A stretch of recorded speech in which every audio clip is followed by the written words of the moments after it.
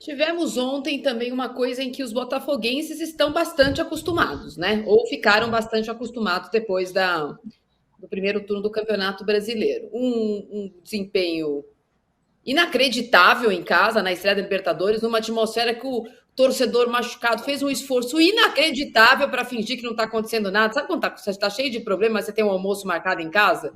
Você arruma a casa, faz uma faxina. A torcida do Botafogo foi, pôs papelzinho, cantou. 5 minutos de jogo, estava perdendo o jogo já. E o Textor nem no jogo foi, porque ele teve que ir na cidade da polícia entregar o que ele diz que ele tem. Eu não sei o que é pior, o que aconteceu em campo. O que é pior, Renato? O que aconteceu em campo ou a novela do Textor, que se tivesse provas, tinha que mostrar. Porque essa história já passou do limite faz tempo.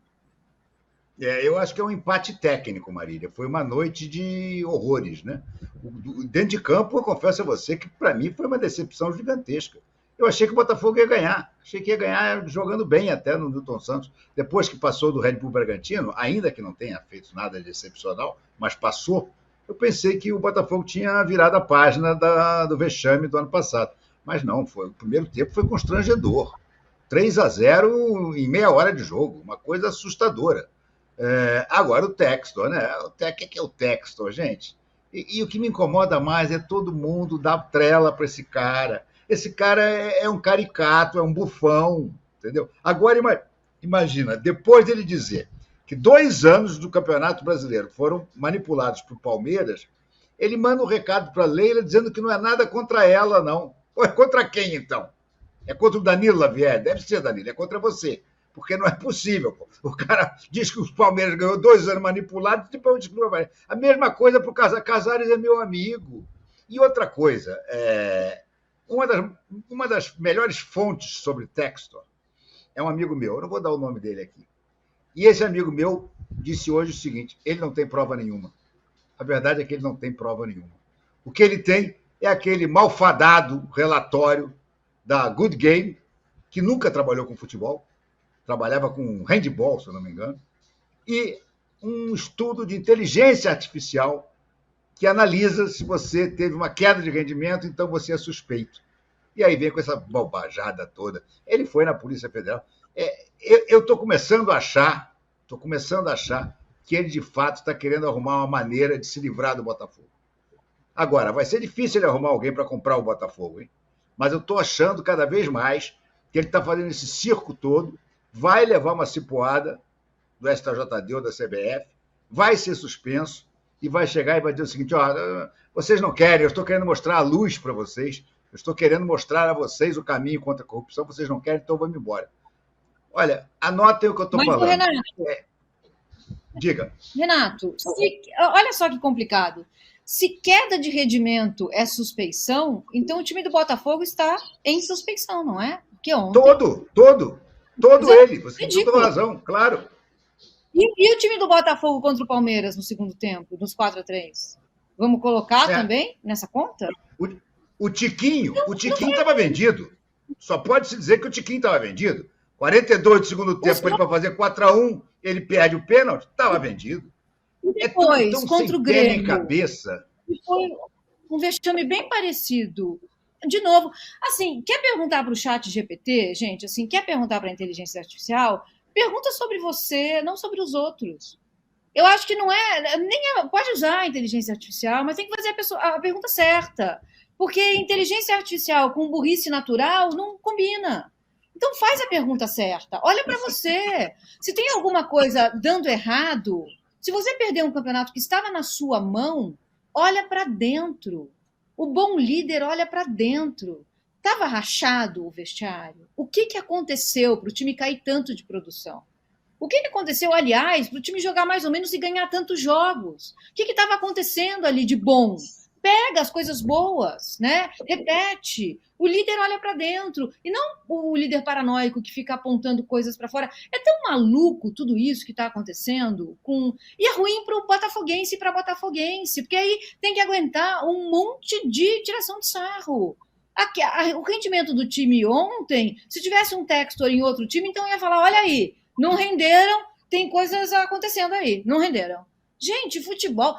Ele está vindo dos Estados Unidos, todos os esportes nos Estados Unidos acontecem dentro do universo das coisas objetivas. Jogadores de beisebol, eles são aferidos por frações.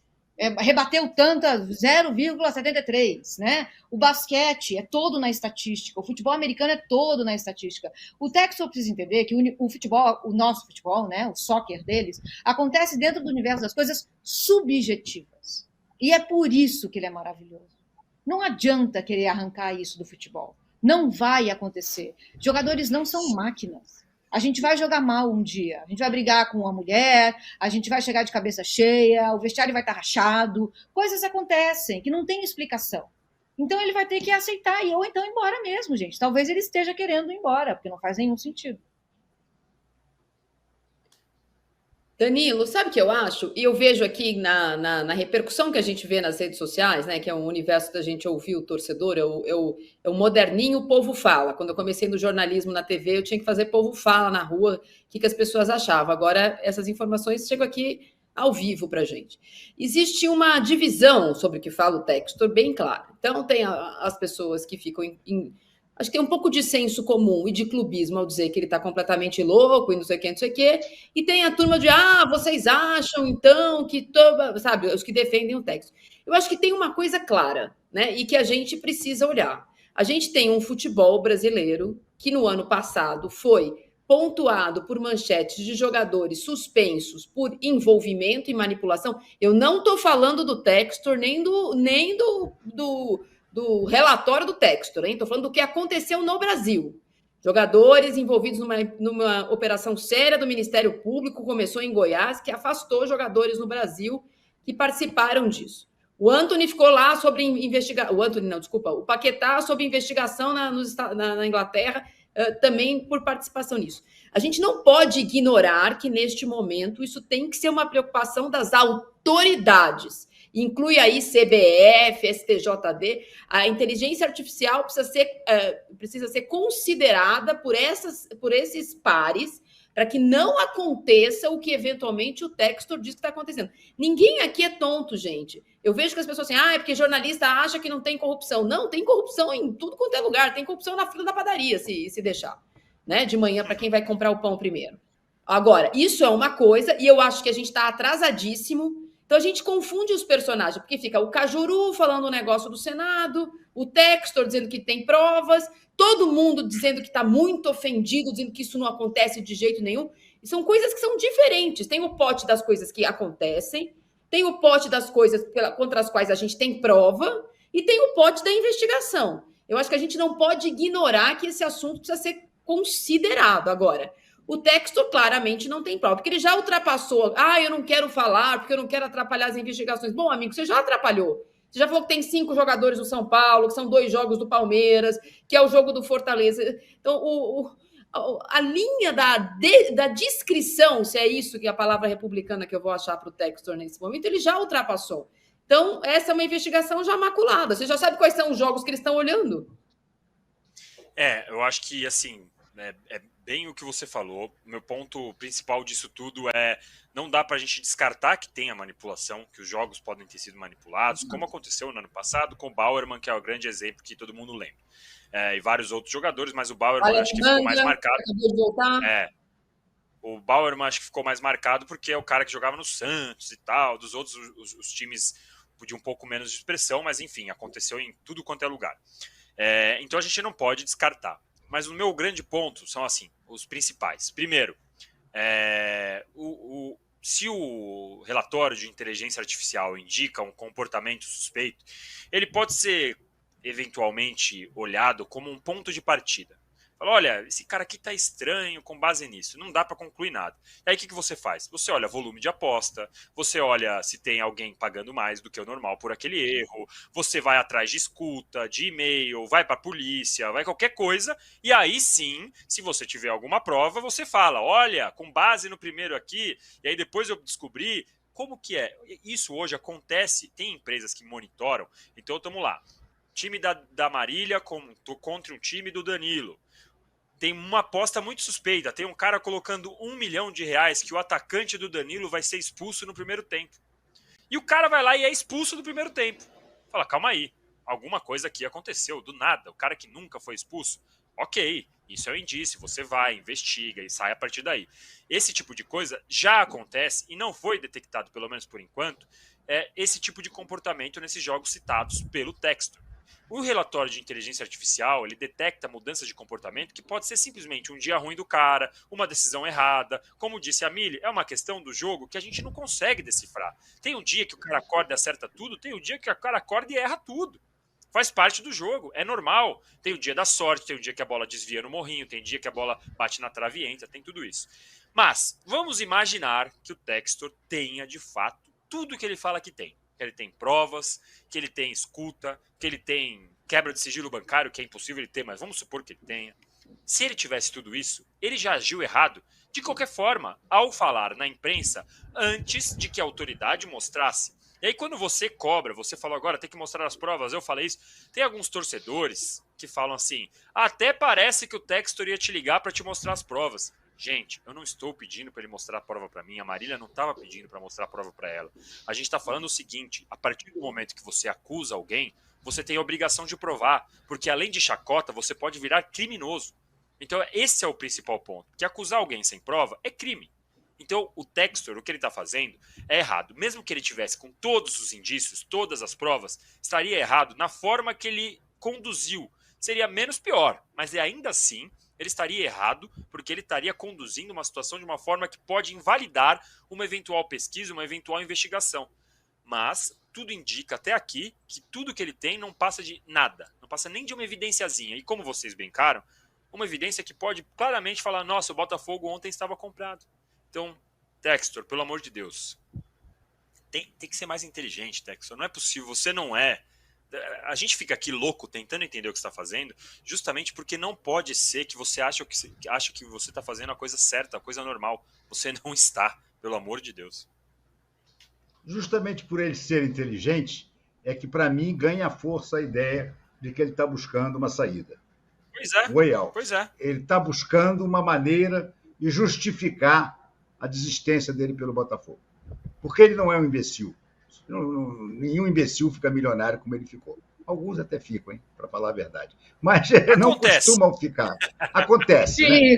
Agora, pois é, o pior é que às vezes ficam. Mas o que eu digo é o seguinte, ele, para mim, está preparando um grande finale para ele no Botafogo. Ele percebeu que aqui a coisa... Ele não vai ganhar o dinheiro que ele esperava ganhar, ele percebeu que ele não vai ganhar nem sequer os títulos que ele esperava, então ele está preparando uma grande confusão para ser expulso, suspenso, qualquer coisa, e aí dizer, tá vendo? Então eu não posso mais ficar, então eu vou vender aqui a SAF do Botafogo por R$100 para algum incauto. Seria um piccolo finale, né? Não um grande finale. Seria um piccolo finale. É um piccolo finale. Uma outra coisa que eu esqueci de falar, é que você falou ele ontem falou, não estou acusando a Leila, não estou acusando o Casares. A partir do momento que você fala que o Palmeiras foi beneficiado, você está acusando o Palmeiras. A partir do momento que você fala que 7 jogadores do São Paulo estão jogando de má vontade por entregar, você está acusando o São Paulo. Não adianta. Justamente o ponto, se ele tivesse feito algo enigmático, olha, tenho indícios de que o futebol brasileiro tem manipulação. Não vou citar nomes, não vou citar ninguém, porque eu ainda não tenho as provas todas direitinho aqui. Então é o seguinte, tem alguma coisa e eu vou dar para as autoridades os materiais para que eles investiguem. Ok, seria estranho, porque é normal, você não fala isso antes de finalizar a investigação, mas ok. Agora, ele citou nomes de times, de 4, né? Não, 3, Palmeiras, São Paulo e Fortaleza. Então, assim, já era, você já acusou alguém, Textor, então, sinto muito. Posso falar uma outra coisa, Renato, Marília? Só um outro aspecto disso tudo, assim. É uma outra coisa que a gente precisa olhar quando os times viram SAF e passam a ter donos. A lógica empresarial é uma lógica de violência. A lógica empresarial, ela fala para destruir a concorrência. Gente, é assim, é o princípio básico da competição. É isso, o que move empresas, né? Vai aglomerando, vai tirando concorrência do lado. O dono, o liberal, o grande empresário, não aceita perder. E a gente vai ter que lidar com isso, se a gente estiver disposto a transformar o futebol nesse grande negócio. Porque me parece que o Textor está esperneando porque ele simplesmente não aceitou perder. Porque o Botafogo realmente estava com o campeonato ganho, né? É difícil, mas é uma lição. Onde eu errei aqui? O que eu posso corrigir? O que eu posso fazer de melhor? A lógica do futebol é uma lógica colaborativa, embora seja um jogo de competição.